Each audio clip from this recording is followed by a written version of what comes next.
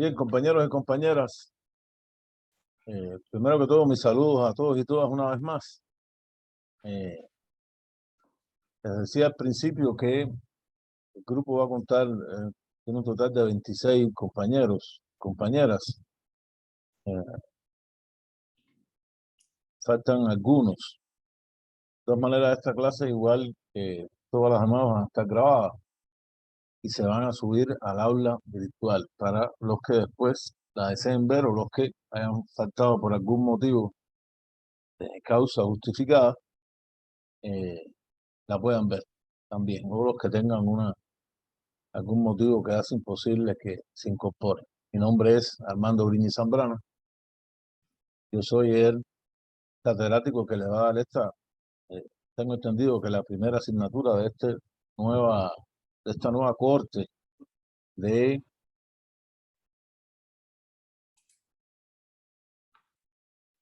la maestría en investigación científica de la Universidad Evangélica de El Salvador.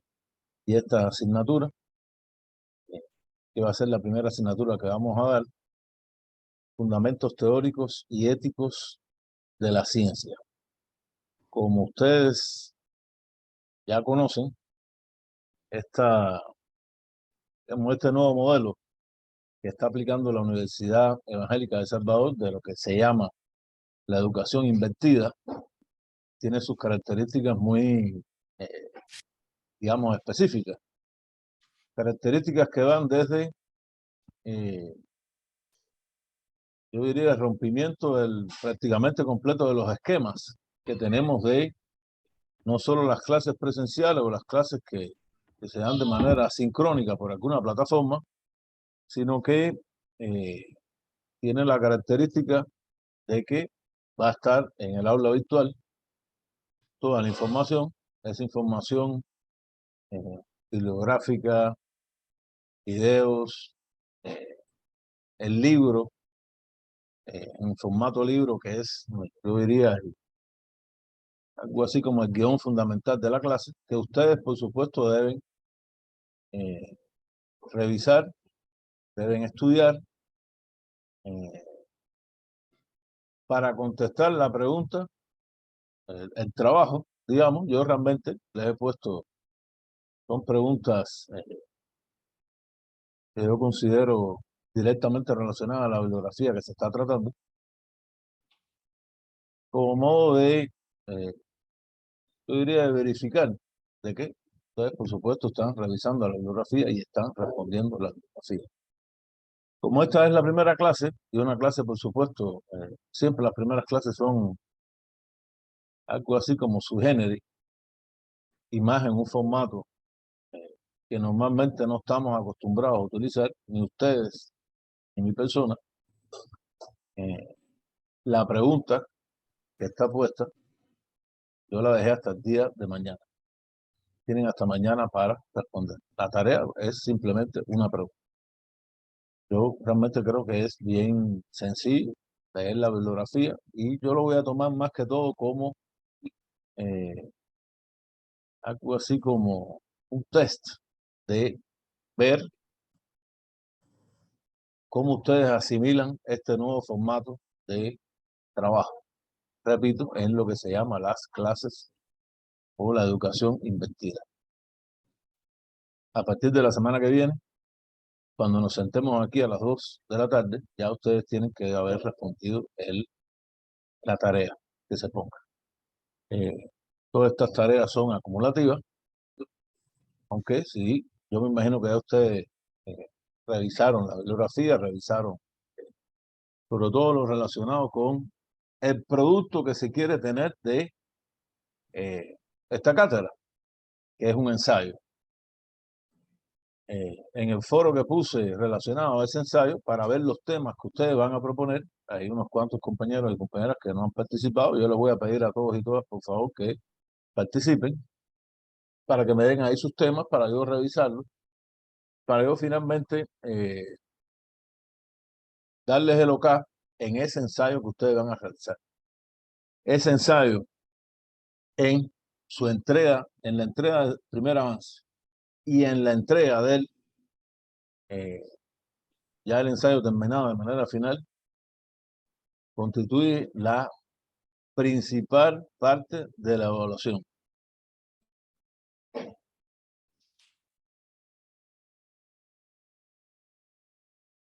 Por lo tanto,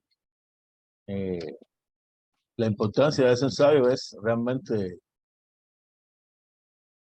yo diría que la parte fundamental de lo que vamos a tratar en toda la cátedra, desde hoy hasta el último encuentro. Y todos esos ensayos tienen dos partes fundamentales. Una parte que tiene que ver con la teoría. Cuando uno habla de la teoría del conocimiento, por supuesto, del conocimiento del tema que ustedes van a tratar, yo voy a ser realmente lo más flexible con ustedes para que en ese ensayo, digamos, las propuestas que ustedes hagan, que van a estar seguramente relacionadas con temas que ustedes conocen, materias que ustedes tratan, donde ustedes tienen una experticia determinada, lo desarrollen en ese tema. Agregándole a eso la parte relacionada a la ética. Quiere decir que no es solamente, les voy a poner un ejemplo, van a tratar del tema de, esto es un ejemplo hipotético, del feminicidio. Que van a tratar del tema del feminicidio en El Salvador, pero van a ver la parte ética de esa situación, de ese tema, de ese objeto de investigación o de ese objeto de estudio. O sea que el ensayo cuenta de dos partes. No es solamente que ustedes traten de un ensayo. Yo les puse en la bibliografía está cuál es el formato de un ensayo. Un ensayo tiene realmente tres partes fundamentales.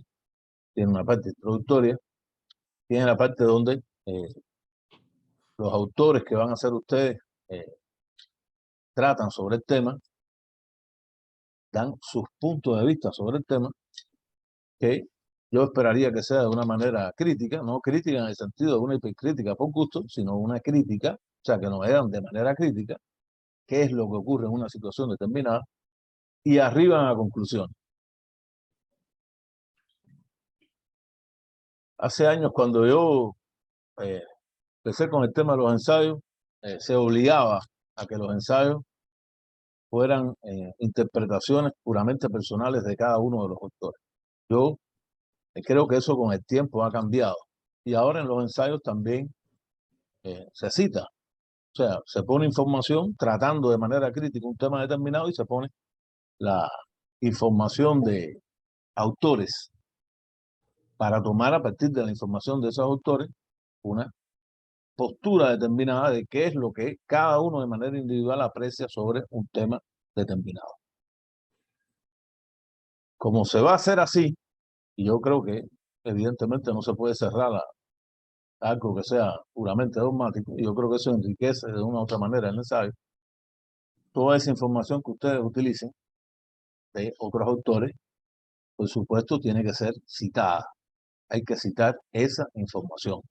Y esa información hay que citarla en normas APA 6. Perdón, normas APA 7. Su última versión.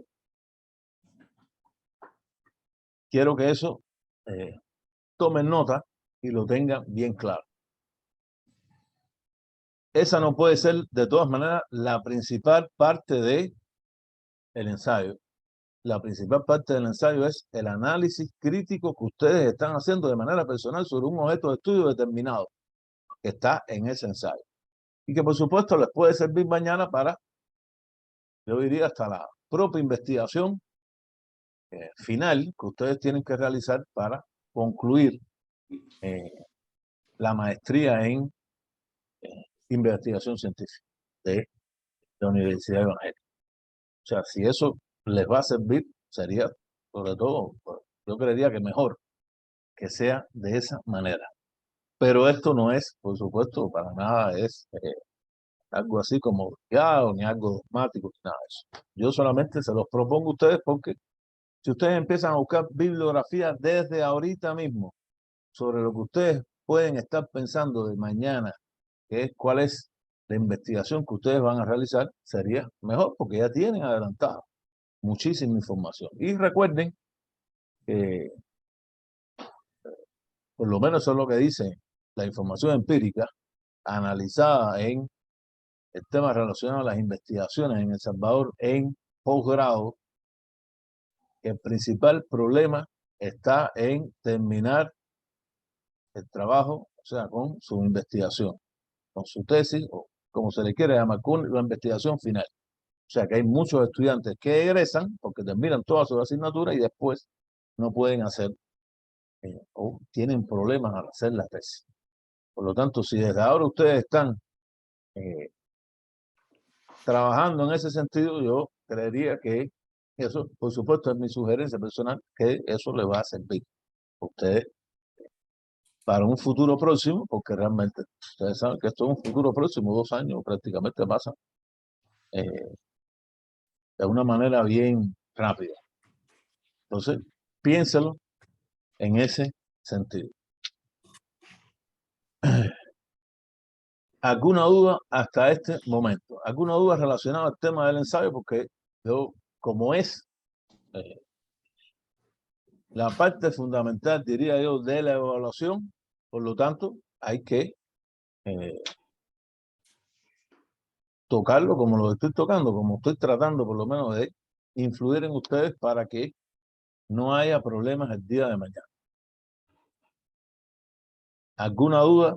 Pueden levantar la mano, por favor, y yo les doy la palabra y, por supuesto, lo compartimos con todos, que es lo más importante de este encuentro. Recuérdense que esto no es una clase, esto es un encuentro donde venimos, digamos, a hablar elementos generales y, sobre todo, a aclarar las dudas que ustedes tengan y a oír los comentarios, a compartir los comentarios entre todos en este grupo, donde ustedes están aprendiendo y donde yo, por supuesto, estoy aprendiendo también, porque aquí todos aprendemos constantemente. ¿Alguna duda? ¿Comentario? ¿Aclaración?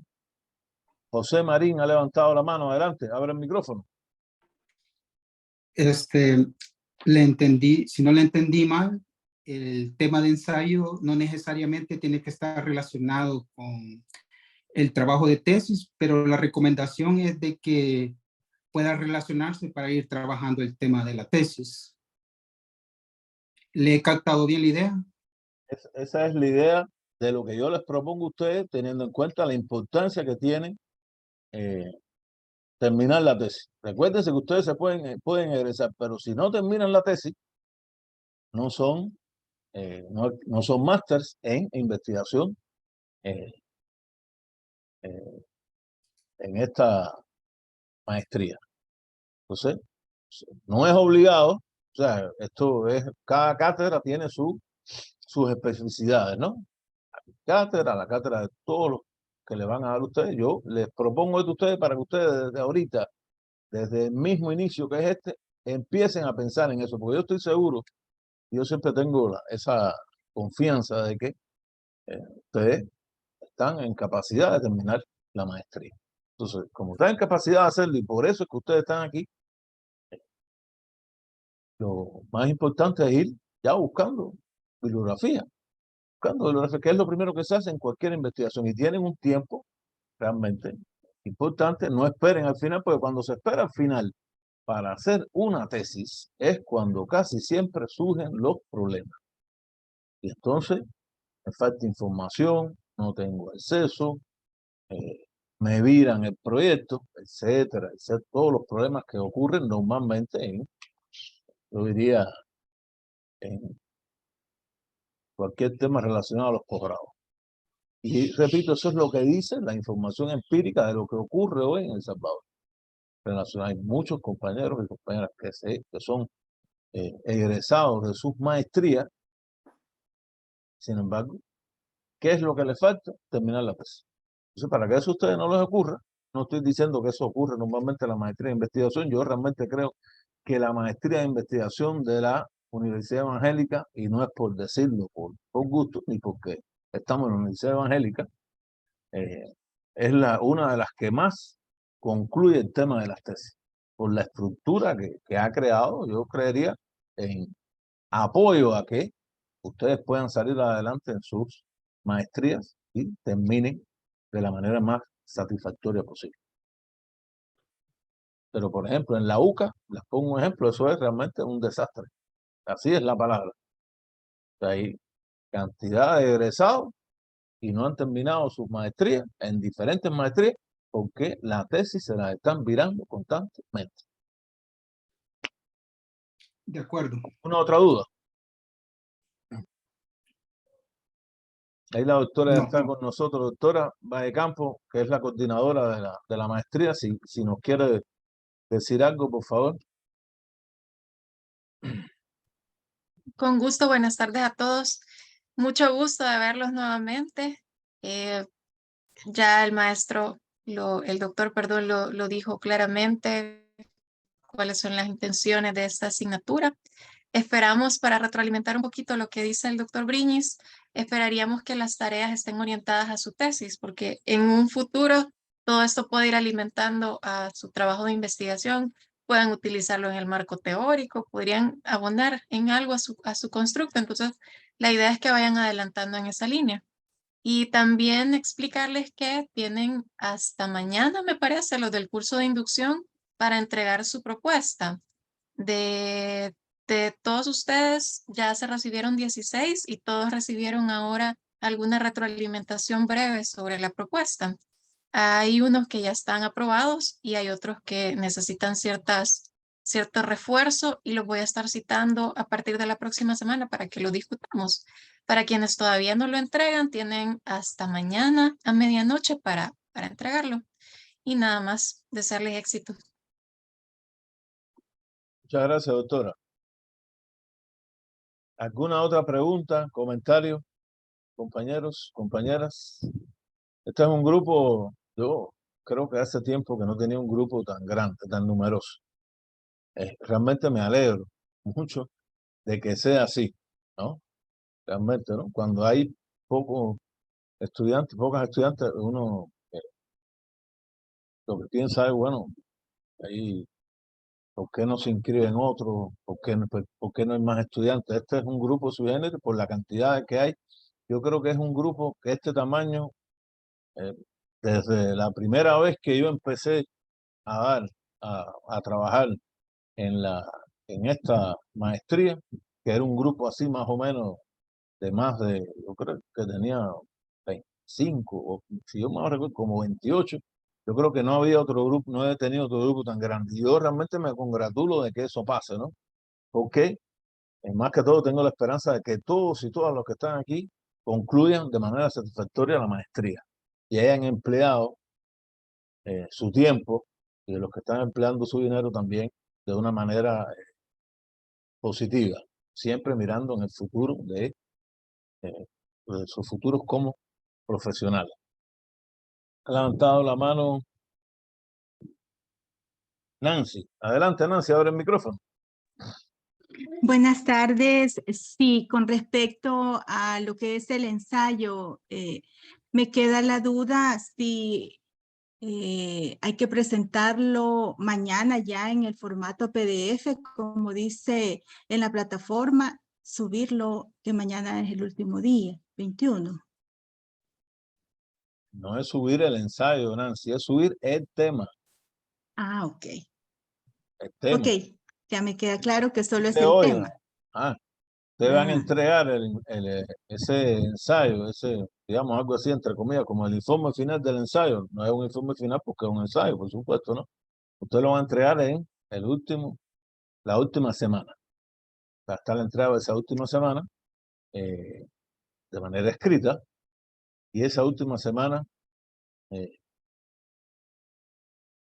yo trataré de que todos los compañeros participen de manera oral y de la manera más breve posible, porque tiempo realmente somos bastante y para 2 horas, pero para que todos hablen sobre el ensayo.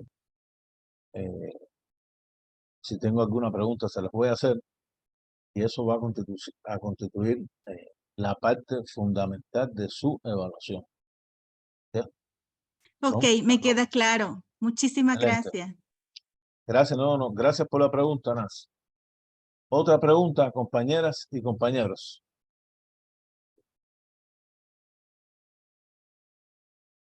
¿Otra duda? Antes de ver el tema ya Buenas de tardes. adelante, eh, Jessica, adelante, abre el micrófono, dígame. Buenas tardes, compañeros, y buenas tardes para nuestro profesor. Yo tengo la duda, vaya, por lo menos la compañera ya dijo de que lo primero es el tema. En los espacios que están dentro del enlace, en el primer enlace donde dice foro de indicación del ensayo, ahí es solo cabal ya para el ensayo en sí, no para solo el tema. Esa es una pregunta. Y la segunda pregunta, en la parte de abajo donde dice primera tarea de fundamentos teóricos y éticos de la ciencia, ahí ya es otra tarea, o es en esa parte donde se pone el tema, y en la parte del foro es donde ya vamos a poner el ensayo. Gracias por la pregunta, Jessica. Repito, ustedes lo que van a subir solamente es el tema. Este es el tema. O sea, una propuesta. Hay compañeras, por ejemplo, generalmente una compañera que hace 3 propuestas para que se les revisen. Qué bien, ¿no? Que yo le voy a dar mi indicación. Mire, me parece que es esto, para que ese sea su tema de ensayo. Eso es lo que tiene que ser. La primera tarea tiene que ver ya con la información que está subida como bibliografía, que tiene que ver específicamente de acuerdo al desarrollo de las ciencias. Y de la ciencia, cuando uno habla de la ciencia, habla del conocimiento humano, de la historia del conocimiento humano, tiene que ver con digamos, los inicios de cómo se empezó a formar ese conocimiento que llega hasta nuestros días, que si tenemos en cuenta que es un conocimiento, para hablar de un conocimiento, estamos hablando de el nacimiento de la escritura, tiene poco más de 5.000 años.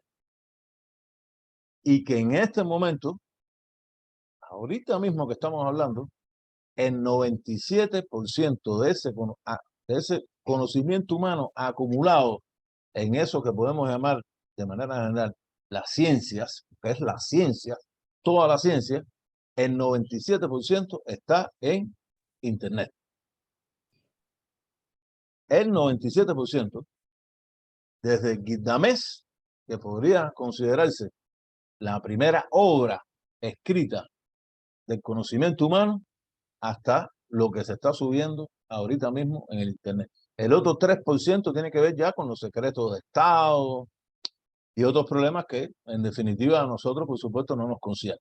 Pero el 97% está, y por supuesto, el 97% de lo que también quedó de la historia de la humanidad, porque también hay muchos documentos que desgraciadamente fueron destruidos. Les pongo, por ejemplo, el caso de Aristóteles, de una influencia trascendental en la historia del conocimiento humano y en la historia de la ciencia.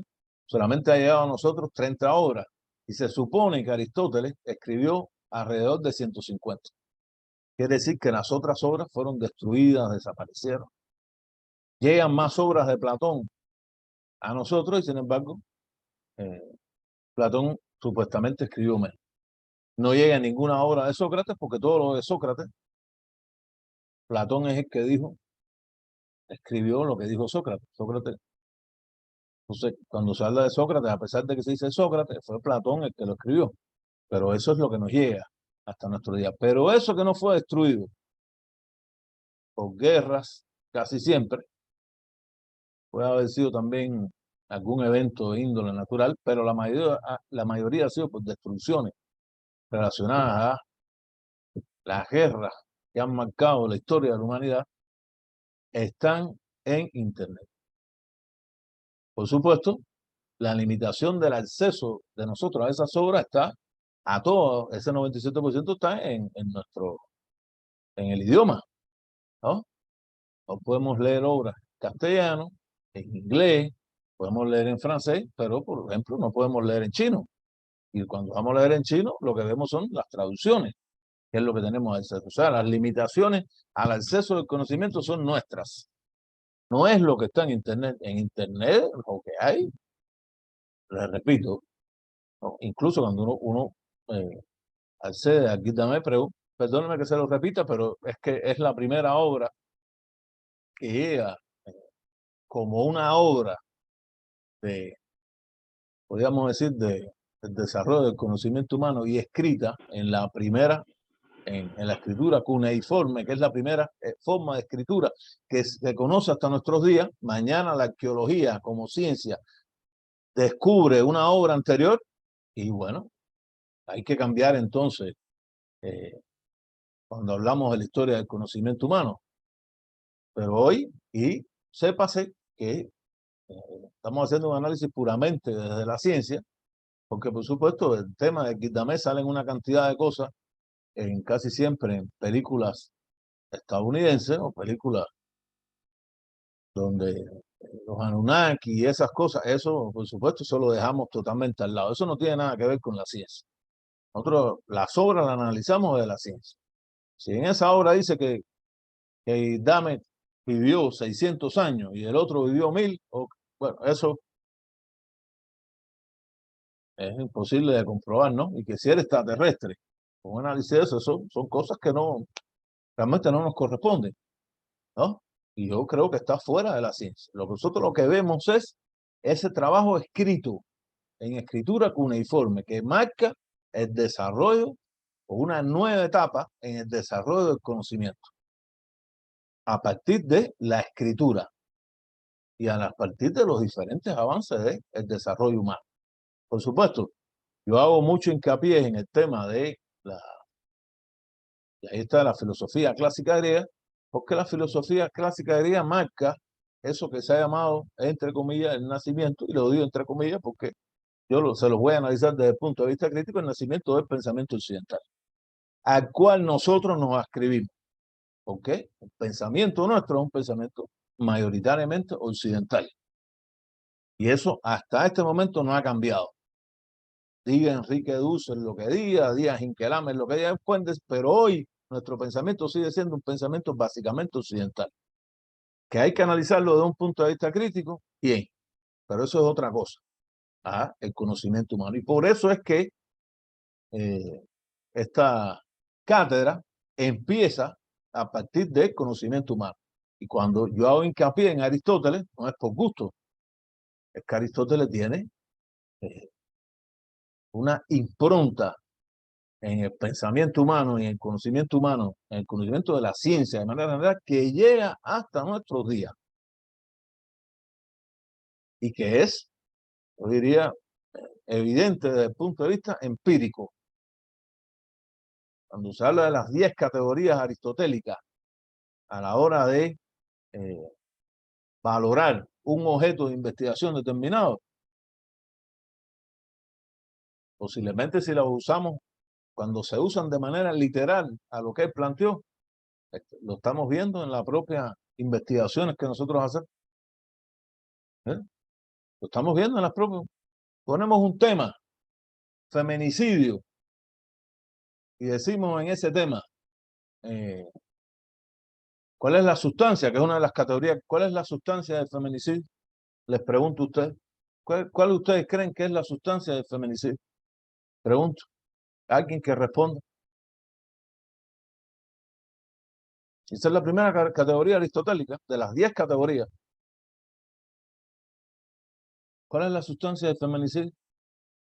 Para que haya feminicidio, ¿qué tiene que haber?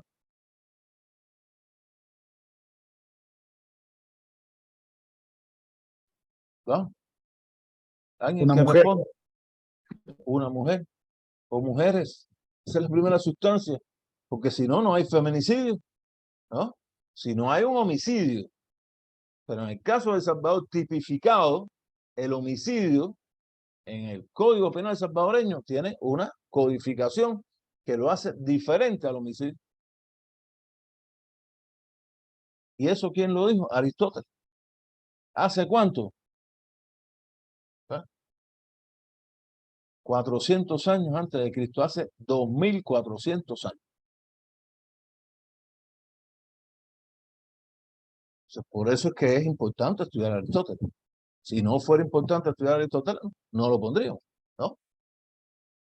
Quiere decir que el pensamiento occidental empieza de plano desde Aristóteles, o sea, como el inicio, realmente tampoco es así. Eso hay que tenerlo en cuenta, porque si yo les estoy hablando a ustedes de Mesopotamia. Mesopotamia tiene casi 3.500 años antes del nacimiento de Jesucristo, ¿no? 5.500 años. Y 5.500 años, digamos, comparado 2.000 años, casi 2.000 años antes de la filosofía clásica griega, que podemos tomar en esos tres grandes filósofos, Sócrates, Platón y Aristóteles, que no son los únicos, por supuesto, hay gran cantidad de filósofos y por eso yo se los he puesto a ustedes en la bibliografía, para que ustedes tengan una idea de manera general. Y la pregunta es una pregunta directa para que ustedes respondan, ¿no? Esa frase que está ahí. Eso es como motivando en ustedes de una u otra manera el estudiar a Aristóteles, empezar a buscar para tomar una opinión. Eso no es responderlo en 10 páginas, no, eso les digo de verdad, eso se responde en un párrafo. Y yo el lunes les pongo la clave de respuesta. Esto, por supuesto, nadie va a responder exactamente lo que yo les pongo a ustedes, ¿no? Pero ustedes van a ver la clave de respuesta. La respuesta es una respuesta que es bien sencilla, porque de un análisis complejo, la respuesta que hay es la respuesta más directa posible, ¿no?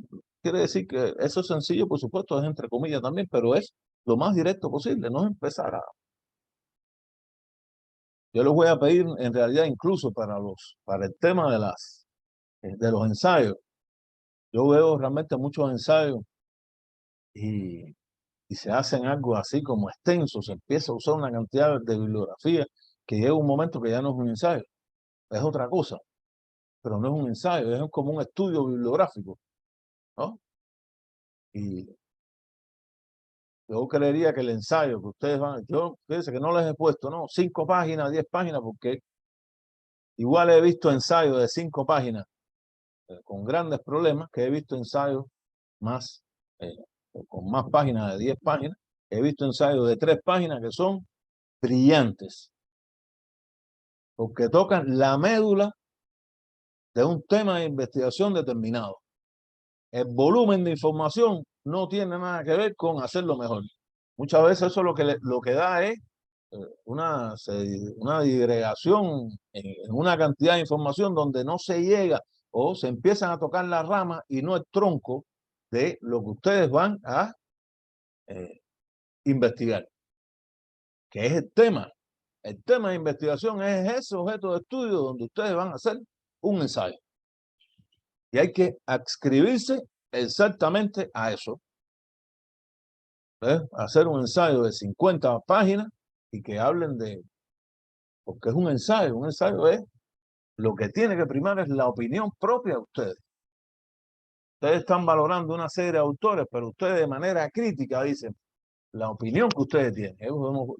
Valoramos esto, y puede ser aquello, y se compara con esto, y concluimos, pum, pero le digo lo más concreto posible, porque eso es lo que me da a mí la idea de que de verdad ustedes dominan ese tema. O sea, el dominio del tema no es la cantidad de páginas, el dominio del tema es desmenuzarlo de la manera mejor para que se llegue realmente a conclusiones que sean las conclusiones que son propias de ustedes. Incluso podrían no estar, yo podría no estar de acuerdo con ustedes, fíjense, yo creo que también eso lo tengan en cuenta. Aquí el problema no es poner las cosas exactamente como yo pienso. Aquí la situación es que ustedes argumenten lo que ustedes están planteando con sus argumentos.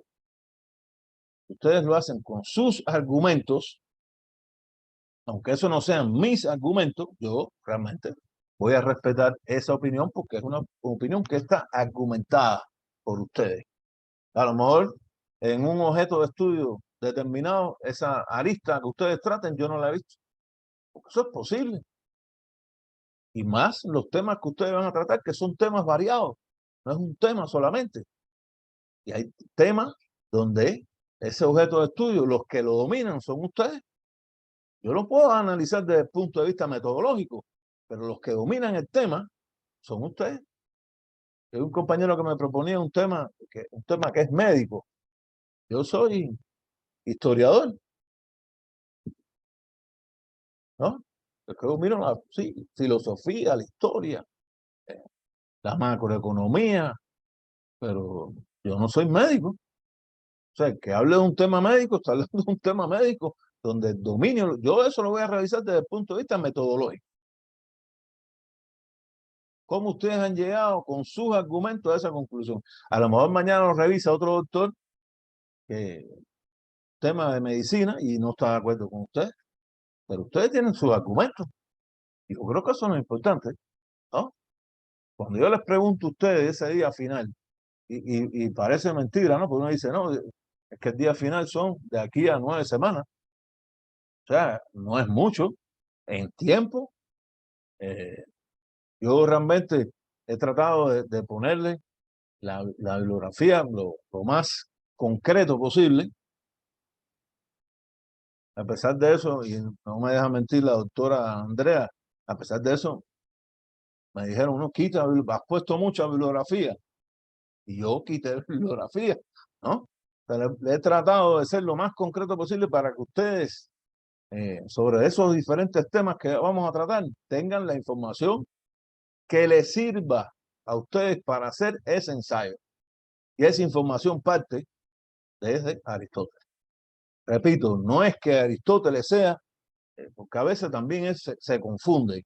A veces se confunde y dice, no, es que Aristóteles, no, que para que Aristóteles haya llegado a su pensamiento antes, lo antecedió el pensamiento mesopotámico y lo antecedió el pensamiento del antiguo Egipto.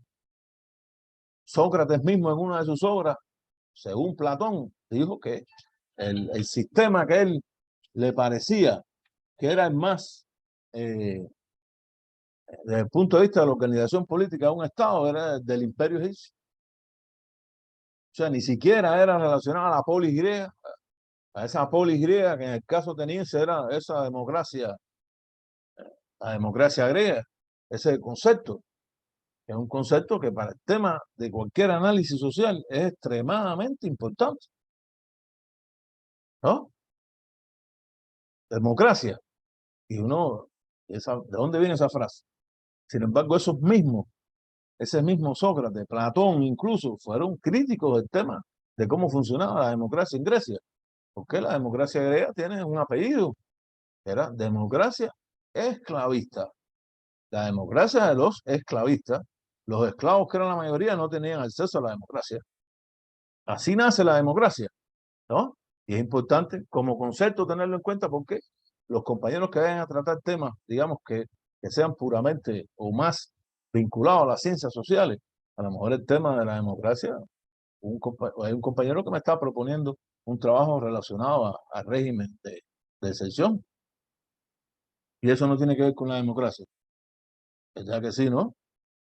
Tiene que ver con la democracia.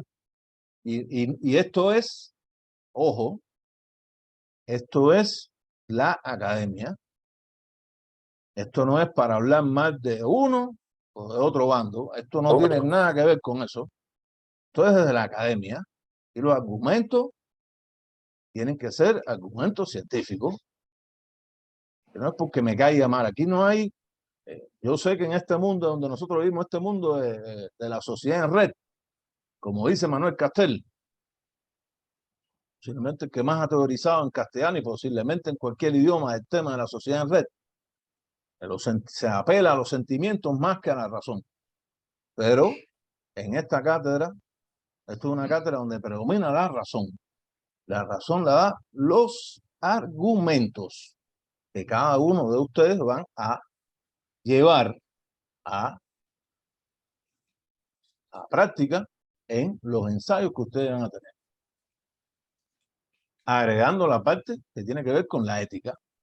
Eso es bien importante. Lo dije al principio y lo vuelvo a repetir, compañeras y compañeros.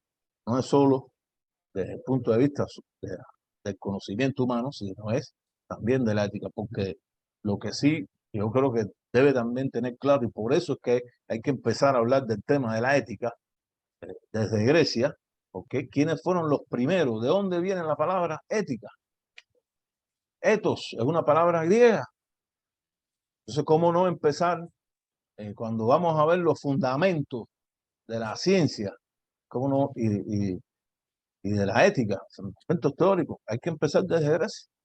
Ahí están los primeros análisis que tienen que ver con las características especiales que pueda tener, especiales en el sentido de que siempre cuando se va a estudiar el pasado hay que ubicarse en ese momento histórico concreto, muy específico.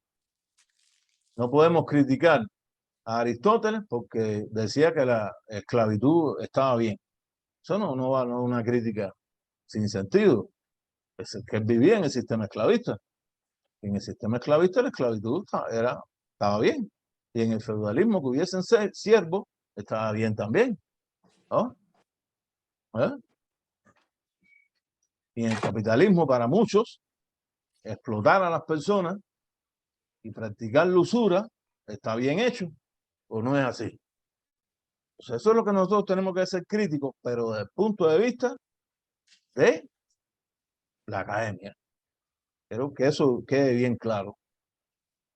No es que no tengamos ideología, aquí todo el mundo tiene una ideología propia, porque cada cual de nosotros tiene un cerebro, cada cual de nosotros es un sujeto y piensa de una cosa o de otra individualmente. Nadie de los que estamos aquí pensamos igual, pero cuando llegamos a una clase, en una universidad, tenemos que estar bien claros antes de entrar al aula que nosotros estamos haciendo cualquier tipo de análisis desde la academia, ¿no? Un análisis científico, más todavía cuando esta maestría es una maestría en investigación. Tanto más razón, se está aprendiendo investigando. Me dice aquí, déjeme leerlo porque me han puesto varios chats, no voy a hacer que... Cuanto al trabajo del ensayo, ya Nancy le respondí, es solamente subir el tema, es lo que yo quiero saber, eso no va a ser evaluado, lo que yo les voy a decir ahí es aprobarle a cada uno de ustedes el tema, y al que ha puesto más de una propuesta, decirle que yo pienso que debe trabajar el tema tal.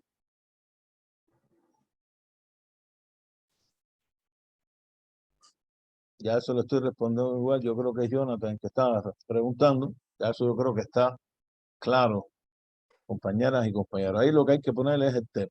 Si la apariencia es que es como el ensayo, entonces tomemos como es mi error y yo, por supuesto, me autocritico. Voy a revisarlo por si hay de verdad, reparar, ¿no? Arreglar para que no haya confusión. Ustedes lo que tienen que poner ahí únicamente es el tema. Este es el tema y yo les voy a probar a ustedes el tema. Les voy a decir, este es el tema, tres propuestas. Mire, a mí me parece que es más pertinente este tema por esto, ¿no?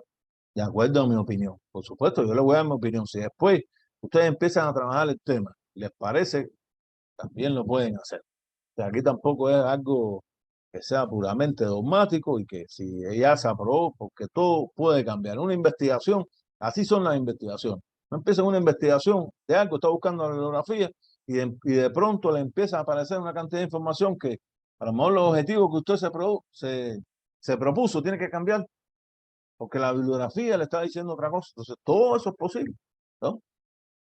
Aquí no hay ningún dogma. Aquí lo importante es que ustedes tengan un producto final. Que ese producto final sea un ensayo. Y que ese ensayo tenga un valor, yo diría, sobre todo, hacia ustedes, en el aprendizaje de ustedes. Y después, entonces, si eso les sirve también para posteriormente otros trabajos, incluso su propia investigación, qué bueno, ¿no? Pero tampoco, como le respondí a la compañera, es algo que sea como obligado. Eso no tiene nada que ver con eso. ¿Ok? Y repito, tienen hasta mañana entonces el tema de la respuesta. Como tienen la primera respuesta esta mañana y la respuesta tiene que ver con Aristóteles, yo me voy a algo así como a tomar de hablarles del tema de Aristóteles y de hablarles de Grecia, para que por supuesto le sea a ustedes, los encamine en esa respuesta. Como ya les dije a ustedes, por la influencia de Aristóteles, bueno, ya lo vimos aquí en sus famosas 10 categorías.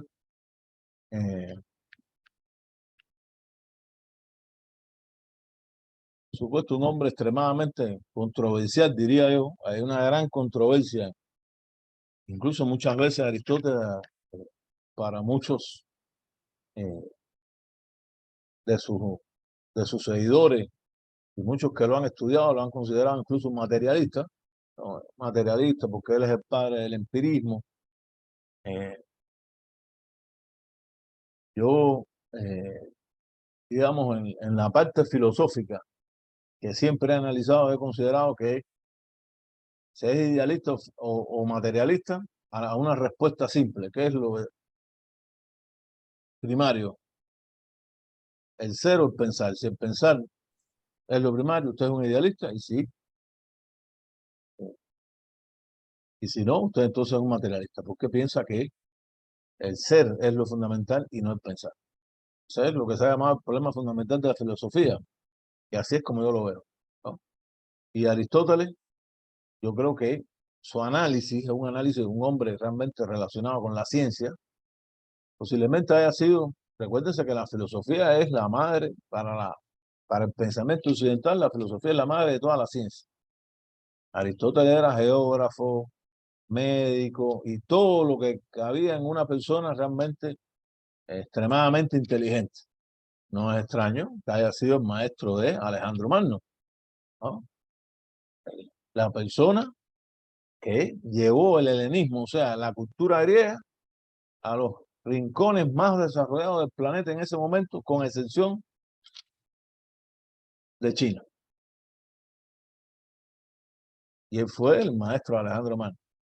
Y decir que lo buscaron, porque evidentemente era una persona extremadamente brillante. Pero considerar a Aristóteles como un idealista, realmente es algo que a mí me parece, jamás Aristóteles negó la existencia del alma, jamás negó a los dioses, en plural, griegos. Acuérdense que eso también es importante tenerlo en cuenta. Por lo tanto, cuando se habla de Aristóteles como un materialista, es a la hora del análisis que él hace de la naturaleza y de la sociedad humana, donde él vivió, esa sociedad esclavista, una sociedad esclavista, y por primera vez en la historia de Grecia, unificada en el mando de Alejandro Magno, el primer intento también en la historia de poderío universal. Es la primera persona que intentó dominar el mundo conocido. Eso, por supuesto, le da una trascendencia también al pensamiento griego. Hizo que el pensamiento griego se transmitiera no solo en Grecia, eso que se ha llamado la cuna de la cultura occidental, sino en el oriente. Y llegó hasta el norte de la India. Y no siguió porque sus tropas se amotinaron. Si no se hubiesen amotinado, a lo mejor hubiese seguido, aunque sea una especulación, pero sus tropas se amotinaron porque no querían seguir. Pero eso fue la transmisión de su pensamiento, del pensamiento griego, del pensamiento heleno. Por eso es que nació después el helenismo. Y por eso es que después de Aristóteles y después de la desaparición del Imperio Romano, en eso que muchos historiadores llaman la cultura greco-latina, que la cultura romana es una cultura totalmente influenciada por el pensamiento griego. Por eso es que ese mismo pensamiento es el pensamiento que después también llega al pensamiento del cristianismo. Y uno diría, bueno, pero ¿cómo es posible? Filósofos, Platón, sobre todo Aristóteles, que eran, al final, digamos, politeístas, o sea, que creían en la existencia además de un Dios. ¿Y qué tiene que ver eso con el cristianismo? Ustedes nunca se han preguntado eso, porque a veces uno tiene que preguntarse esas cosas. y cuestionárselas, ¿no? Desde un punto de vista crítico. ¿Cómo tomar el pensamiento de alguien que ni siquiera tuvo algún tipo de relación en un momento histórico determinado con el nacimiento, la vida, la obra, el asesinato, la resurrección de Jesucristo, ¿no? Porque ese es el cristianismo. Todo lo demás son diferentes denominaciones cristianas. Pero cristianismo hay uno, el que cree en eso es cristiano, todo lo demás son denominaciones distintas, que yo siempre he creído que deben tener respeto unas y otras, ¿no? El pensamiento que dentro del cristianismo es variado. Eso ocurre solo en el cristianismo, ¿no? El islamismo es igual. Así hay grandes corrientes en el sunita, chiita, quiere decir que el pensamiento, a veces por problemas incluso geográficos, regionales, a veces causas históricas muy determinadas, hace que cambie. ¿Y esto qué nos dice? Cuando yo les hago este análisis a ustedes, que el análisis debe ser lo más amplio posible. Entonces uno tiene que buscar el conocimiento lo más amplio para desde esa generalidad llegar entonces a la particularidad de lo que ustedes, cada uno, van a investigar. Es importante tenerlo en cuenta, pero hay que buscar primero una generalidad y después se llega a los casos particulares. Uno no puede buscar la información del tema que sea y que ese tema quede solamente en, digamos, en lo que ustedes quieren tratar, sino que hay que ver de dónde es que vienen las cosas. Son los antecedentes que hay que tomar en cuenta, sobre todo cuando se va a hacer la introducción de ese ensayo que ustedes van a realizar. Entonces, ese pensamiento aristotélico, tan, yo diría, completo para el momento de la época, no solo es de él, por supuesto, es de Platón, primero en San Agustín, o en Agustín de Hipona, como le quieran llamar, y en el caso de Aristóteles en Santo Tomás de Aquino o Tomás de Aquino, tiene una influencia destacada, porque en ese momento el cristianismo apeló al pensamiento más avanzado desde el punto de vista filosófico para demostrar la existencia de Dios. Eso es uno de los grandes temas del pensamiento humano en la historia. Es la demostración de que Dios existe. Y uno podría decir, no, es que Dios es solamente por la fe, sí, pero la historia del conocimiento humano no nos dice eso. La historia del conocimiento humano nos dice que desde los primeros tiempos lo que estamos es buscando, tratando de comprobar su existencia. Entonces, ¿a quién tenían que apelar esos primeros, digamos, esos primeros momentos del desarrollo del cristianismo? Tienen que apelar al conocimiento más avanzado de la época. Y el pensamiento más avanzado de la época era el pensamiento de Platón y de Aristóteles. Y yo tomo todavía más el pensamiento de Aristóteles por el tema de ese desarrollo del empirismo en Aristóteles, o sea, de buscar de una u otra manera, primero, cómo se manifiesta un fenómeno. Cuando uno hace una investigación, lo primero que hace es eso, ¿no? Va a buscar la manifestación del fenómeno. El fenómeno se manifiesta, uno describe el fenómeno así, así, así. Después va a buscar las causas, ¿no? Y las consecuencias de ese fenómeno. Eso es lo que se hace en investigación. Uno no puede ir a buscar las causas de un fenómeno si usted no sabe cómo se manifiesta ese fenómeno de manera externa, ¿no? Tendría que empezar la investigación y tendría que volver atrás a hacerlo. Y eso, en Aristóteles, por eso es la influencia que tiene hasta el momento, toda esa descripción del fenómeno es tan importante. Y ellos creerían, muchas veces, lo creo incluso que es hasta trascendente que él haya logrado eso. Con tantos años, ¿no? Realmente ya no es solo que en tiempos históricos posiblemente 100 años sea poco, pero en tiempos históricos 2000, casi 2400 años sí es un tiempo bastante largo. Y sin embargo, su impronta la estamos viendo hoy todavía en este momento. Si hay un renacer con el pensamiento tomístico en la escolástica, después otro renacer con el pensamiento de los empiristas británicos. Eso que se llama el empirismo inglés, pero que realmente es británico, porque no es ingleses solamente, hay escoceses, y los escoceses no son ingleses. Yo siempre hago esas disquisiciones para esos pequeños errores que existen por un problema de hegemonía ideológica. Pues dice que la hegemonía ideológica hasta antes de los Estados Unidos estuvo en el Imperio Británico. Eso que muchas veces se dice Inglaterra, pero Inglaterra no es Inglaterra solo. Inglaterra es Inglaterra, Escocia, Gales, incluso hasta hoy Irlanda del Norte. Entonces, por eso es mejor llamarle empirismo británico. Ahí hay un renacer otra vez del mismo pensamiento aristotélico. Y cuando se llega al positivismo como corriente, como paradigma, según el pensamiento de Thomas Kuhn, esos llamados paradigmas epistemológicos, paradigmas científicos, se está apelando igual al pensamiento de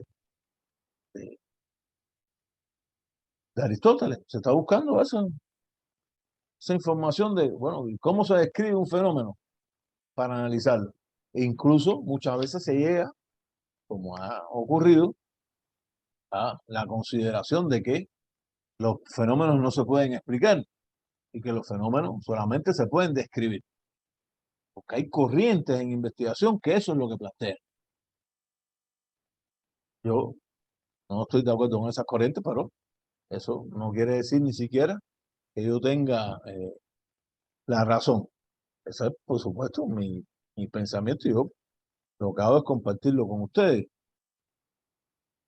Aquí nos ha escrito alguien en el chat. Sí. ¿En qué momento el empirismo llega a ser demostrado, llega a ser científico? Me lo pregunta Nancy. Científico. Está bueno esa pregunta, Nancy. Porque hoy incluso normalmente en El Salvador, incluso en esta propia maestría, a veces se habla del método científico. ¿Estaban oído eso, verdad? Eso es algo que es bastante común. Eso es algo que se perfila como tal. Yo creería que iniciando con René Descartes, cuando él habló en ese recurso del método, buscando un método científico para todos. Ustedes a lo mejor lo han visto en algún momento, lo han oído. ¿Qué cosas es el método científico? Nos lleva a hacernos las preguntas. Le respondo a Nancy, que lo puso en el chat, y les digo a todos ustedes, ¿hay un solo método científico? ¿O hay métodos científicos? Es una pregunta importante que hay que hacerse, ¿no? ¿Quién me responde? ¿Hay un solo método científico? ¿O hay métodos científicos en plural?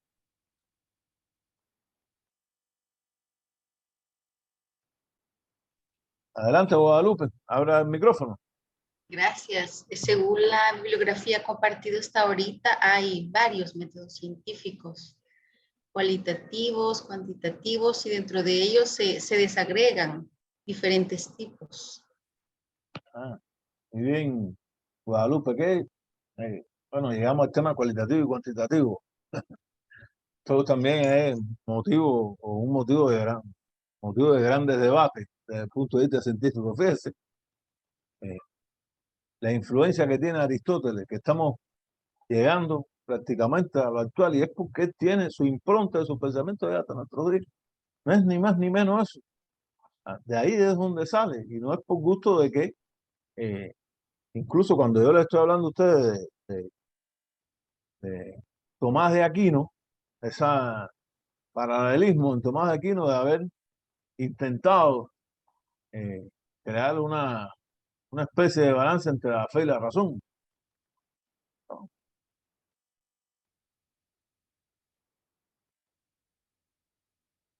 Cada disciplina tiene sus métodos. Eso no hay la menor duda. Fíjense. Hay un solo método. No hay un solo método. El problema es que ese paradigma, eso lo vamos a ver cuando digamos, a Thomas Kuhn y los paradigmas en la ciencia,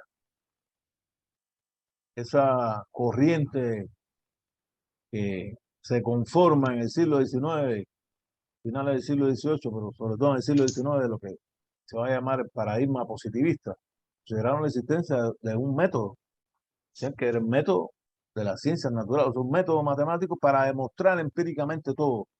Quiere decir que algo así como que todas las investigaciones tenían que ser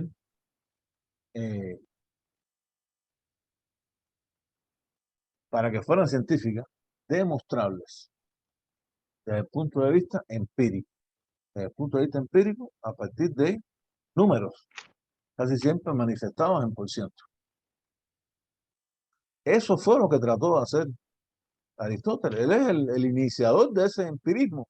Por eso es que muchos de los se apela y se busca a él mismo a la hora de demostrar algo.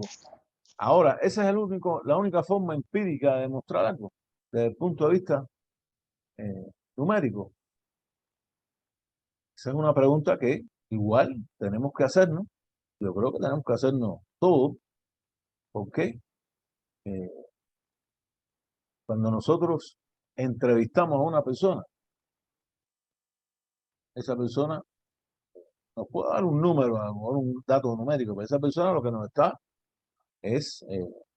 hablando, lo estamos grabando y después eso se está transcribiendo. Ya hay hasta un software que las palabras cuando se repiten automáticamente salen en el software como para utilizar no solo argumentos puramente numéricos para demostrar algo.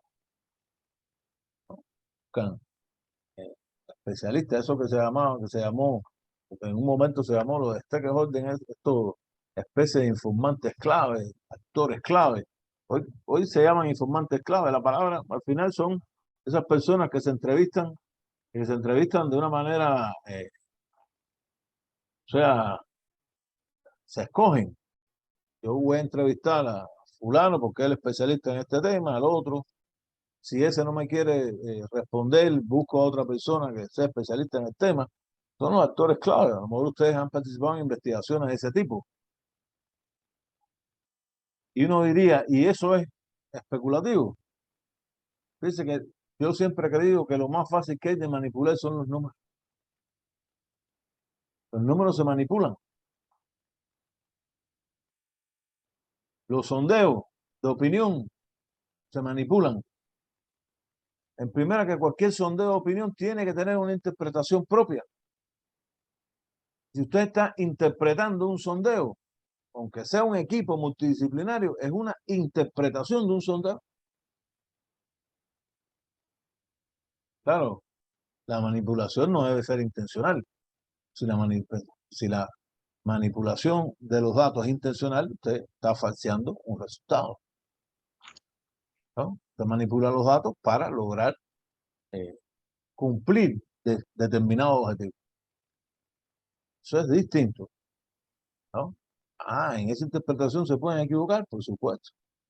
No se equivocaron cuando ganó Trump las elecciones y le ganó a Hillary Clinton. Eso es una interpretación de resultados mal hecha. Porque los resultados decían que ganaba la Hillary Clinton y en el voto popular ganó por 3 millones. ¿El voto popular es el que decide las elecciones en Estados Unidos? No.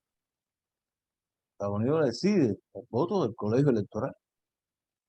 Y el que tiene 270 votos del colegio electoral es el presidente de los Estados Unidos, aunque tenga menos votos populares. O sea, ahí es donde están los errores de interpretación, ¿no? Que yo realmente siempre he creído que es un error. ¿Por qué? Porque es un error humano. Porque todos los humanos nos podemos equivocar y casi siempre nos equivocamos en algo. Lo que pasa es que de ese error mismo es que tenemos que aprender, ¿no? Para mañana, cuando vayamos a hacer otra interpretación, otro acercamiento a un objeto de estudio determinado, la aproximación sea lo más cercana posible. Para esto que yo les he hablado a ustedes, yo creería que ya todos han revisado la bibliografía. La bibliografía no está puesta por gusto.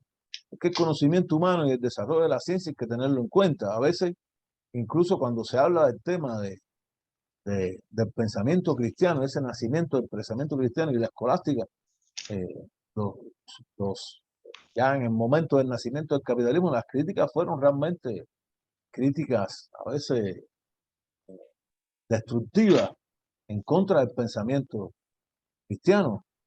Y realmente eso es un error garrafal.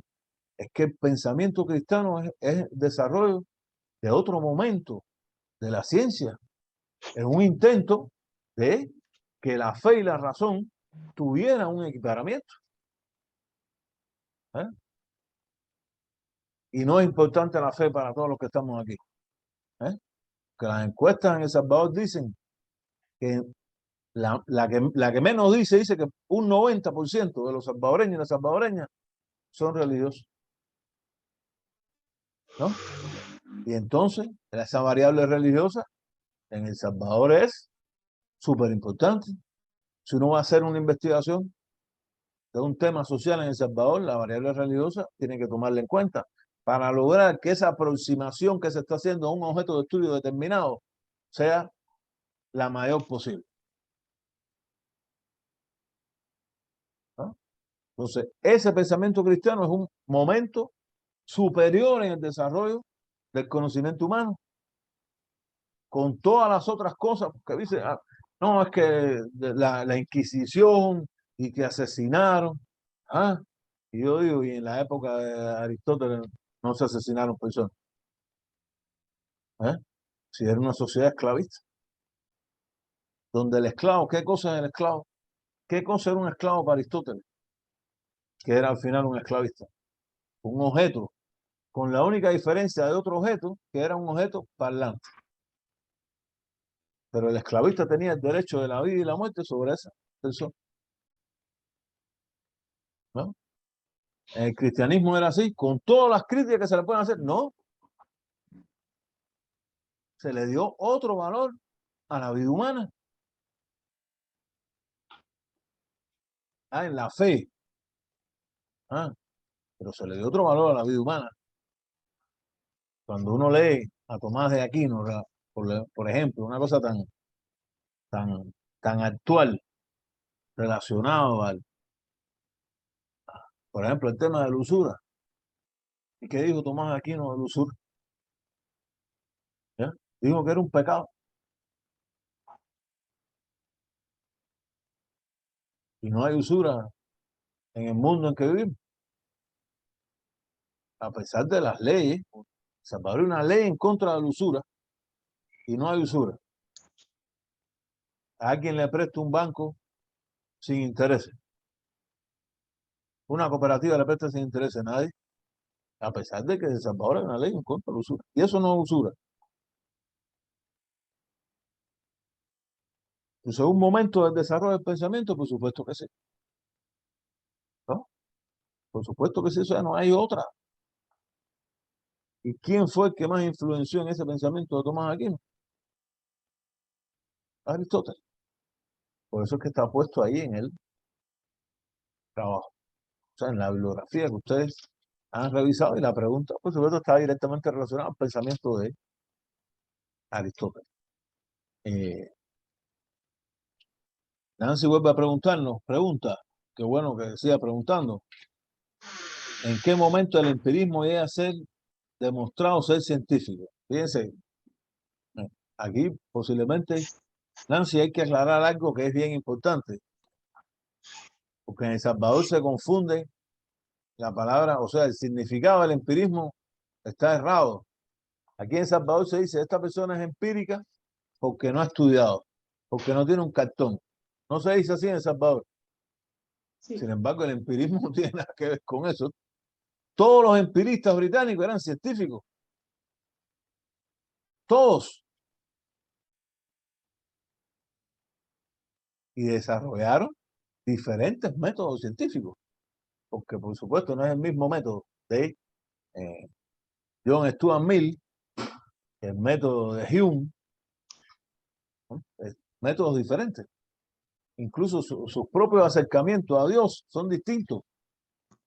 Hume, un hombre que se consideraba extremadamente religioso, o sea, creyente en Dios, sin embargo, él dijo que todas las religiones había que eliminarlas, porque las religiones lo que habían creado eran problemas de los seres humanos y creaban la guerra. O sea, no se puede confundir el empirismo en ese sentido. El empirismo no es el que no ha estudiado y que lo hace por la práctica. Cuando se habla del empirismo británico, cuando se habla de Aristóteles como el padre del empirismo, estamos hablando de científicos. Y si uno busca los currículos de esos empiristas británicos, estamos hablando de personajes célebres en la historia humana que estudiaron en las mejores universidades británicas. Y en ese momento, el imperio británico era la potencia más poderosa de la Tierra. Más poderosa de la Tierra hasta la Segunda Guerra Mundial. Después de la Segunda Guerra Mundial es cuando Estados Unidos emerge como la potencia hegemónica. Pero hasta ese momento y desde finales del siglo XVII, la geoestratégica mundial, por todo lo que tendría que ver con el planeta, ya planeta global, porque el planeta es global a partir del descubrimiento o al redescubrimiento de Colón de América. Pues el Imperio Británico era, cuando uno ve los currículos de esos autores, empiristas británicos, estamos hablando de grandes científicos con estudios en las mejores universidades del momento. Y como yo le digo a usted, y le respondo a Nancy, pero igual, para que todos los tengamos aquí en cuenta, estamos hablando de personas que llevaron al desarrollo científico a un nivel mayor. No es extraño que finales del siglo XIX, 1790, es que, por cierto, en Escocia, no en Inglaterra, o un escocés, es el que descubre el inventor de la máquina de vapor. Y a partir de la implementación de ese descubrimiento, en el siglo XIX, empieza la sociedad industrial. Incluso el capitalismo pasa a una nueva fase, que es la fase del capitalismo industrial. Y eso ocurre ahí. Y el Imperio Británico, las Islas Británicas son las primeras que los ferrocarriles se llenó de las líneas férreas. Estados Unidos, en la India se llenó de ferrocarriles. ¿Por qué? Porque la India era colonia de ese Imperio Británico. ¿No? La reina de Inglaterra era reina de Inglaterra y emperadora de la India. No era un título vano, que la India era el principal centro del desarrollo del Imperio Británico. Algo así como la joya de la corona, la que no podían de ninguna manera dejar. Y ahí están esos empiristas. Por hacer la pregunta, yo de todas maneras quiero que eso lo tengan en cuenta. Lo vamos a ver, ¿no? Pero como lo están preguntando ustedes y está relacionado con la bibliografía, por supuesto, lo vamos a... Muchas gracias. No, gracias por la pregunta. Todas las preguntas están bien, compañero. Jessica nos dice, los residuos que aquí pasan como que el método no es bueno y la interpretación es acorde a los intereses políticos.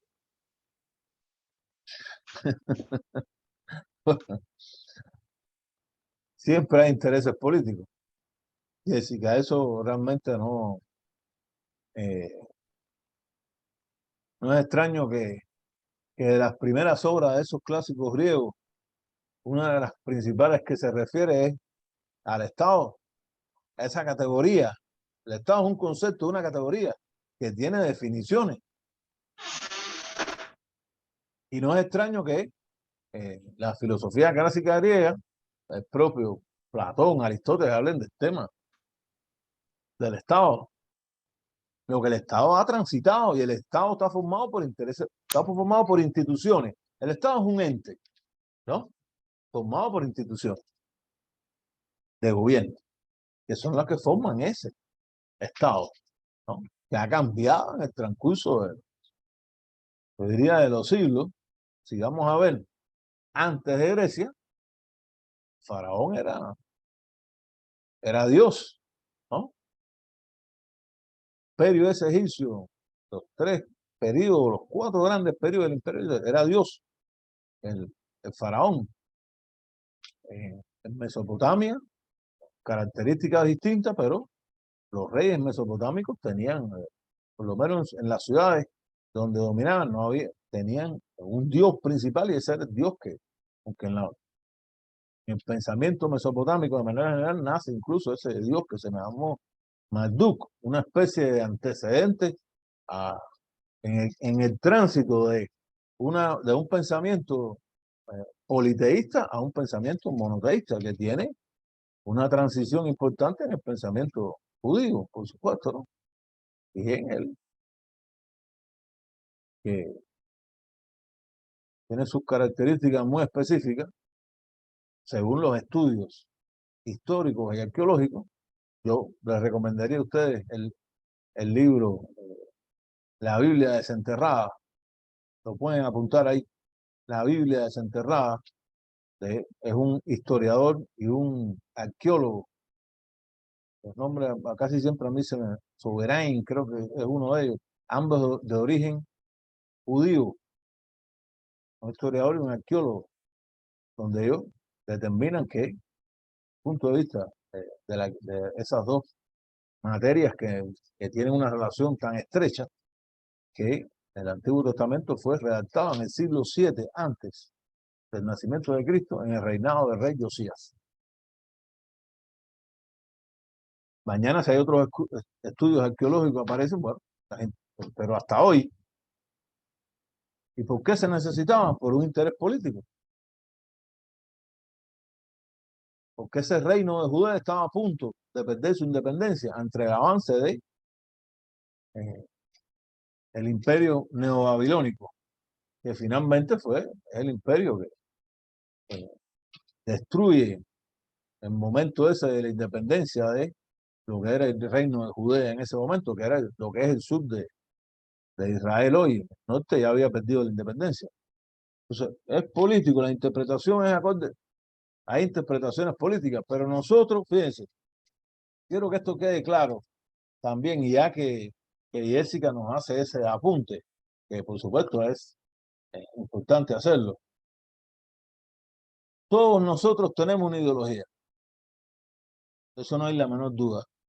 Todos nosotros tenemos intereses políticos, aunque digamos que no, yo soy apolítico. Ustedes no han oído eso, ustedes oyen eso, ¿verdad? Yo soy apolítico, eso no existe. El que es apolítico, esa es su posición. Ser supuestamente un apolítico. Pero eso es una posición política. Ser apolítico es una posición política. Fíjense qué contradicción. Entonces, no es negar la ideología de cada uno de nosotros, sino que cuando nosotros estamos haciendo una investigación, cuando estemos haciendo ese ensayo, seamos lo más objetivos posible. Eso es lo que se necesita. No eliminar la ideología. Nadie elimina la ideología, porque la ideología es una cosa que está en cada uno de nosotros como sujetos individuales. Pero cada uno de nosotros tiene un cerebro, tiene una ideología propia y un pensamiento político propio. Vamos a hacer una investigación, hay que ser lo más objetivos posible.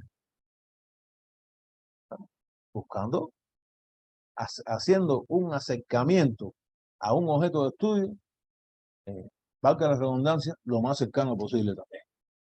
Eso es lo que se aspira. Ninguna investigación, ningún ensayo, empezando de un ensayo, casi siempre cuando se van a hacer investigaciones, lo más lógico sería hacer primero un ensayo. Eso sería lo más lógico, porque eso te acerca a la información, a estudios bibliográficos.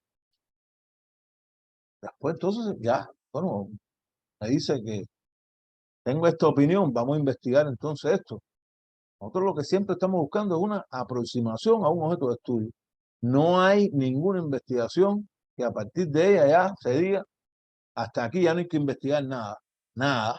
Eso no existe. Ni siquiera la teoría de la relatividad. La teoría de la relatividad en este momento está siendo superada.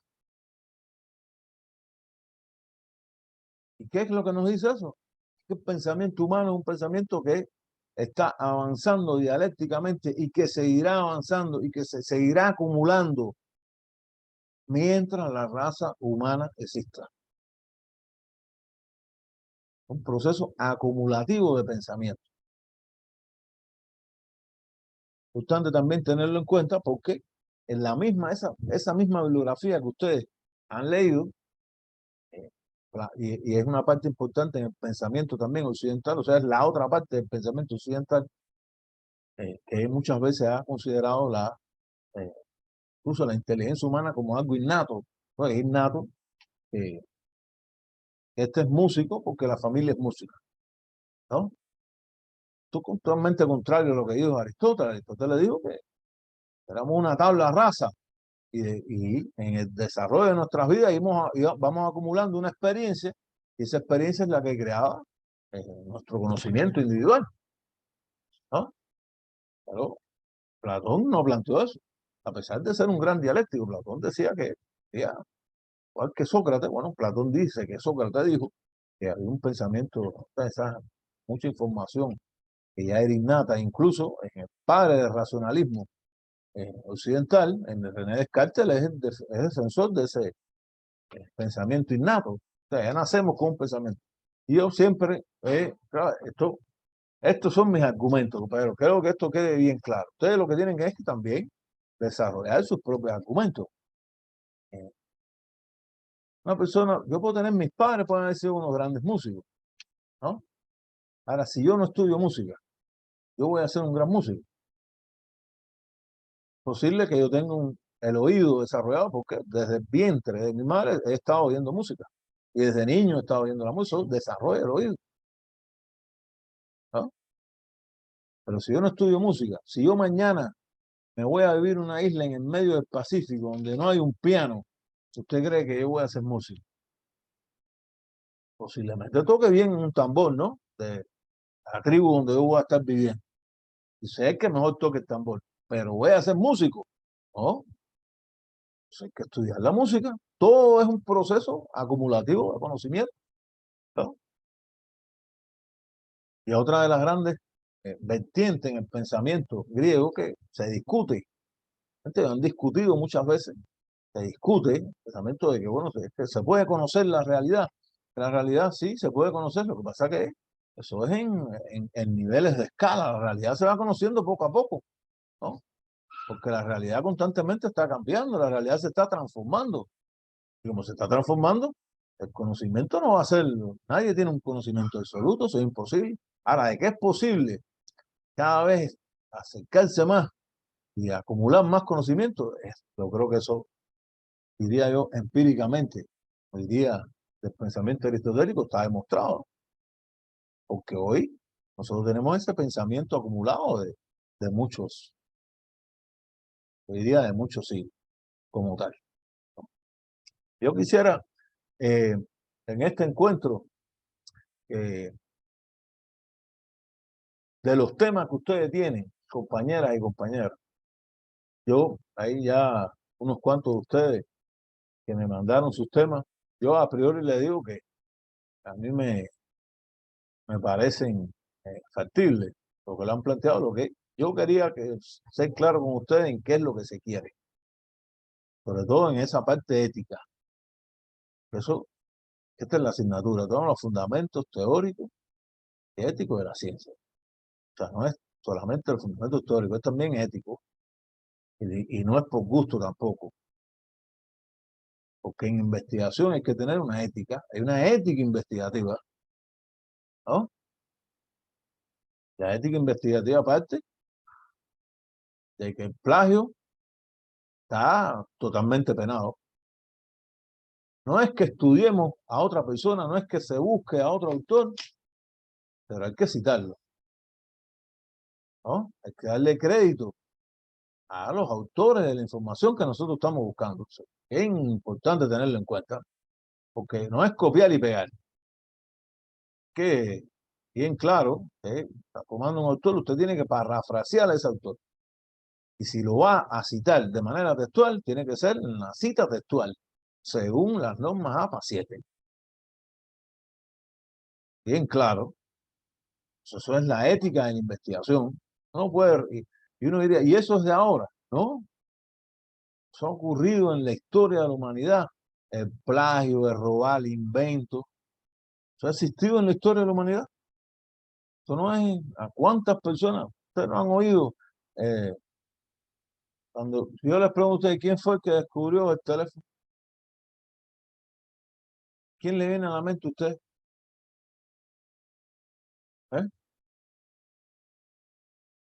Alexander Graham Bell. Alexander Graham Bell, estadounidense, ¿verdad? Sin embargo, no es el que descubrió el teléfono. Es Marconi, un italiano. Lo que Graham Bell enseguida tomaba las ideas y las llevaba a la práctica. ¿Y eso cómo se llama? Es un plagio. Es un robo del conocimiento que no era de él. Entonces, esa es la otra parte que es bien importante, que hay que tenerlo en cuenta, compañeros y compañeras, todos los que estamos aquí. Los 28, quiere decir de que estamos todos, los 26 del grupo. Y qué bueno, porque veo aquí en imágenes a unos cuantos compañeros, pero veo que la mayoría no han puesto sus imágenes. Y no se han puesto sus imágenes, tampoco se han expresado. Yo realmente, esto es un encuentro. Acuérdense que esto no es una clase, pero esto de ustedes.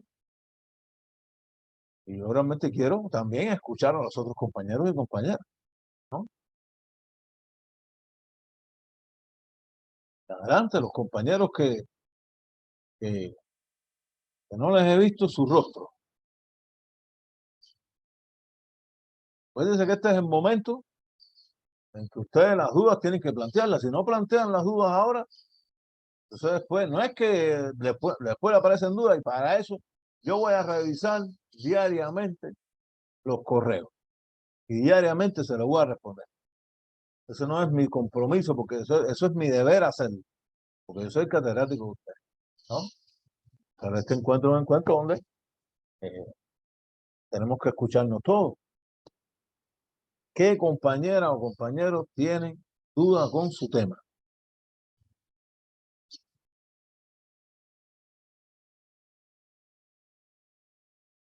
¿Qué compañero o compañera tiene duda con la bibliografía que ha revisado?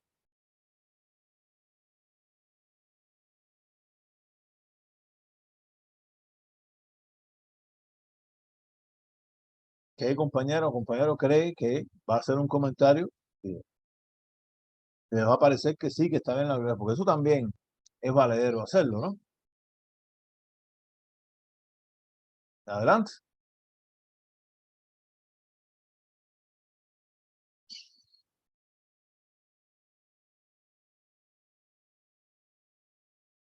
No me gustaría tener que mencionar a alguien o que tenga apagado su imagen. A lo mejor, yo siempre pienso positivamente que es que a lo mejor tiene algún problema con la imagen, que a lo mejor no, por eso no puede salir. ¿Ah? Adelante, compañero, Rosana, Manuel, Carlos, Carla Funes, Karen Cruz, Melvin Lara, que no veo las Hola, imágenes. doctor. Adelante, Karen. Mira Sí, eso, qué es que yo bien. estoy usando, perdón, yo estoy usando como router el teléfono. Entonces, cuando pongo la imagen me da una conexión inestable. Y por eso no me puedo, no puedo dejarla encendida durante mucho tiempo. La tenía encendida, pero me comenzó a dar conexión inestable y se me congelaba la pantalla. Vaya, Entonces intenté, perfecto. como ya había recibido una clase en línea, intenté apagar la cámara y ya me sale un poco más estable la conexión. Pero aquí estoy. No, realmente Perfecto, Karen. no tengo Pero dudas. dígame en qué tema ha pensado.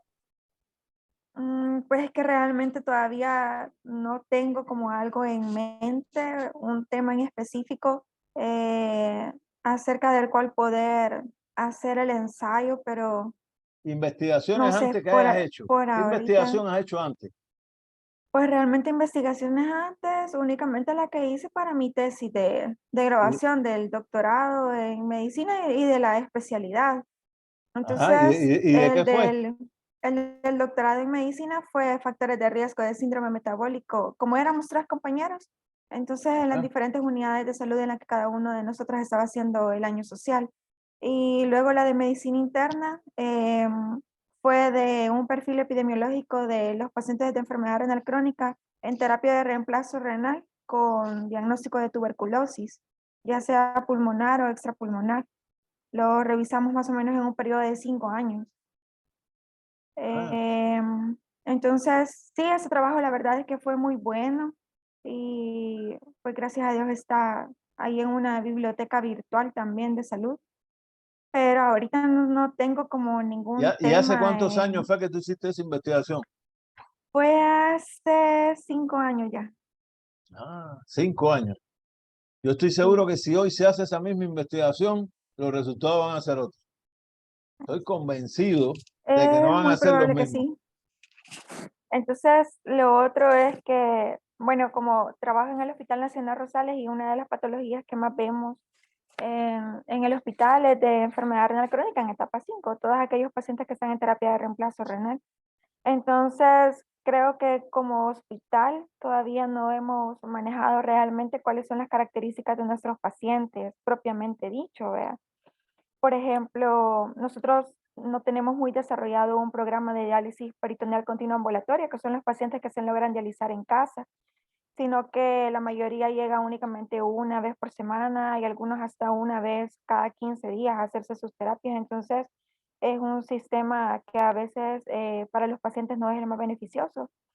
Entonces, una de las cosas que he pensado es como hacer un perfil realmente de cómo son nuestros pacientes, cuáles son las características que tienen, las causas de mortalidad más comunes, cuánto es el tiempo de sobrevida que tienen también desde que inician sus terapias antes bueno, la terapia renal antes de fallecer, de cuánto es el tiempo de sobrevida que tienen. Y Entonces, eso, había y pensado esos en algo así. pacientes, ¿cuántos de ellos tuvieron el COVID?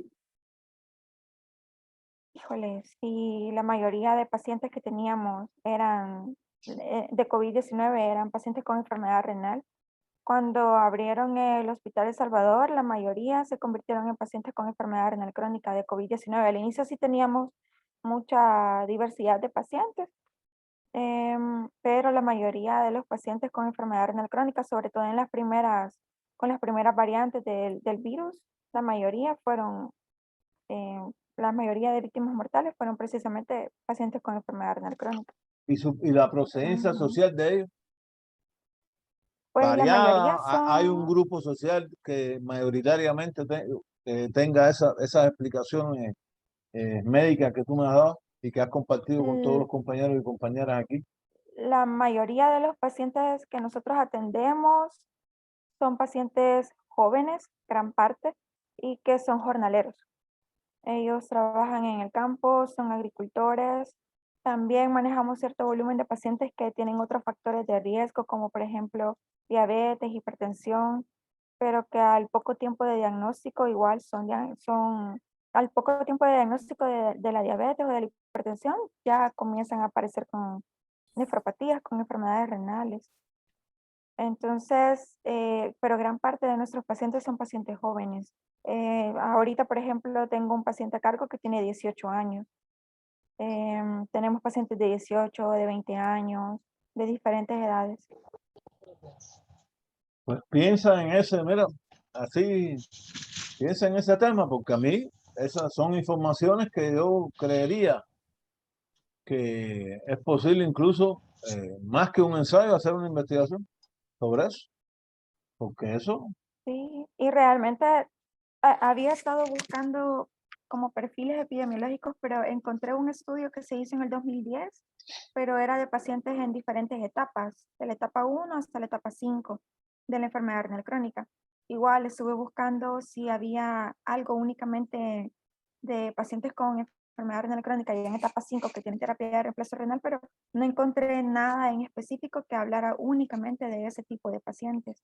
Y hay un estudio grande que se hizo, que fue en el 2016, si mal no recuerdo, que se publicaron, 2014-2016, que se publicaron los resultados, que fue grande, pero fue a nivel de Latinoamérica. Y fue igual con todos los pacientes en las diferentes etapas, pero no hay un perfil tal cual de los pacientes que estén en etapa 5. fíjense, compañero, ahora enseguida les voy a dar a los compañeros que han levantado la mano, les voy a dar la palabra. El, el COVID no solo ha transformado el tema de la educación en El Salvador, porque evidentemente estamos aquí así por el COVID. O sea, eso no puede haber la menor duda realmente, ¿no? Bueno, la menor duda puede haber. Y ha afectado no solo esto, sino ha afectado todo. Por eso es que yo le pregunté a Karen bueno, Karen respondió, no le había preguntado directamente, pero qué bueno que nos ha dado una respuesta porque muestra, Karen, que tiene información sobre el tema que le puede servir de antecedente a la hora de hacer un ensayo relacionado, vinculándolo. Hay que tocar el COVID, evidentemente, y no es que por lo que sea, porque sea fundamental, hay que tocarlo porque es algo que ha cambiado realmente la vida, nos ha cambiado la vida. Eso. Entonces, tenlo en cuenta, ¿ok? Tenlo en cuenta, Karen. Gracias. Nelson ha levantado la mano. Gracias, Karen. Nelson, adelante, abre el micrófono. Buenas tardes, un gusto, doctor. Más que todo, la interrogante va relacionada con los ensayos. Viendo el contenido de evaluación y las unidades a lo largo de la materia, vamos a estar realizando diferentes ensayos. Y si en todos podemos usar cita bibliográfica. No estamos realizando varios ensayos, es un ensayo, uno. Te van a entregar los avances del ensayo en el primer parcial y después van a entregar ya el ensayo completo. Es uno. Uno solo sería. Uno, sí, uno solo. Okay. Por eso es que por eso es que tienen que tener un tema. Si ustedes hicieran un ensayo a toda la semana, Perfecto. la doctora Vallecampo me mata. Okay. Un ensayo es que ustedes tienen que hacer. Ligia tiene levantada la mano también. Adelante, Ligia. No, solo responderle a la doctora que es interesante hablar de la enfermedad renal crónica. En mi trabajo, pues, evaluamos las primeras causas de mortalidad en el departamento, por lo menos en mi departamento, pero también podemos saber a nivel nacional. Y la primera causa de mortalidad registrada en los sistemas nacionales de salud está la enfermedad renal crónica, la insuficiencia renal crónica. Y en los estadios, pues nosotros hemos estado trabajando desde hace años, clasificando, bueno, el ministerio incluyó los estadios desde el grado 1 hasta el grado 5, como hizo la doctora. Y prácticamente vemos que el paciente que entra desde el grado 3 es irreversible la situación. Y que del grado 1 al grado 2, algunas veces puede ser cambiante. Pero hasta el momento, o sea, solo hay teorías o hay hipótesis de lo que puede ser la causa, por ejemplo, con los agroquímicos. Pero sin embargo, si nosotros observáramos, esa es una de las cosas que tenemos que ver, a veces no están descritas, pero no los podemos como explicar. Si usted se va al campo y usted observa cómo riegan la población general, cómo riegan los sembradíos, que van sin camisa, más en la región de Oriente, van sin camisa, se llenan, se bañan de esos agroquímicos, prácticamente. Y esos son como usted dijo, son problemas que tienen que ver con sociales. Una persona que vaya a hacer eso y vaya sin ropa, sin camisa. Es una cosa realmente que es... Y luego dice, yo relacionando todo lo que usted habló temprano, usted habló de que muchas personas tienen un conocimiento, hablamos no de los empiristas, del conocimiento empírico, que la gente, no, si eso lo hizo así mi abuelo, mi abuela, y no le pasó nada, nunca pasó nada, o si le pasó, no se dieron cuenta a causa de qué fue. Entonces, muchas veces vemos estas situaciones, y lo otro que nosotros hemos observado también es que los recipientes, y eso ya creo que se describió en un estudio antes, ¿verdad? Más que todo en la zona del Bajo Lempa. Yo soy de Usulután, estamos saludando desde la zona de oriente del país, y realmente la gente utiliza en el campo todo donde vienen los agroquímicos, lo reutiliza. En épocas antiguas utilizaba, por ejemplo, los barriles para conservar alimentos. Utilizaba Gracias. Gracias que por un problema de tiempo para darle la palabra a José Miguel, que es el último que le va a dar la palabra, porque recuérdense que ustedes tienen el otro encuentro a las 50, o sea, adelante José, y perdóname Gracias. Elija que te interrumpa, pero muy buena también hay que compaginar eso, la información que nos dio anteriormente con la de usted. Muchas gracias, Elija. José Miguel, adelante. 2 minutos. Gracias, Tenemos doctor. que cerrar, que ustedes entran en la otra clase. Listo, de acuerdo, gracias. Solamente quisiera ahí plantear los temas que yo había dejado. Uno está orientado, digamos, a la imagen, que es como el uso de la imagen de la población indígena en el país, como propaganda, publicidad turística, más que en realidad para revalorizar la cultura. Sobre esto, digamos, la organización en la que trabajo y algunas otras organizaciones de Naciones Unidas ha conducido algunas investigaciones que pueden, digamos, servir y desde qué punto, digamos, es ético o se convierte en un problema para las poblaciones indígenas ser visibilizadas únicamente de esa manera. Ese era quizás, digamos, como el tema para mí, uno de los que ubico con más datos. Y ya eso, José Miguel, lo subiste lo Sí, subiste al foro. Perfecto. Sí, lo subí al foro, pero dejé otros Así, dos. a priori te digo que me parece como Ok. tema, ¿no? Un tema que incluso aquí siempre en la maestría aquí en la evangélica, los temas son más relacionados con la medicina. Eso es un tema que es un tema más relacionado con temas ya culturales, sociales, que se pueden ver. Bueno, compañeros, perdónenme realmente. Recuérdense todas las indicaciones, lo importante, leer la bibliografía, vean la bibliografía, revísenla. Tienen ese trabajo, no es 3 hojas para responderlo, respóndanlo de la manera más breve. Y recuérdense que eso más que todo todo es acumulativo, pero lo principal es que asistan. Aquí la cuestión es que aprendan. Estamos aprendiendo todo y yo estoy seguro que los resultados van a ser buenos. Les agradezco entonces a todos y todas y ya tengo que cerrar porque tienen ya que conectarse en la otra clase. Gracias y nos vemos entonces el sábado que viene. Gracias, doctor. Feliz tarde. Gracias. Gracias a todos. Gracias, saludos. Muchas gracias, adiós.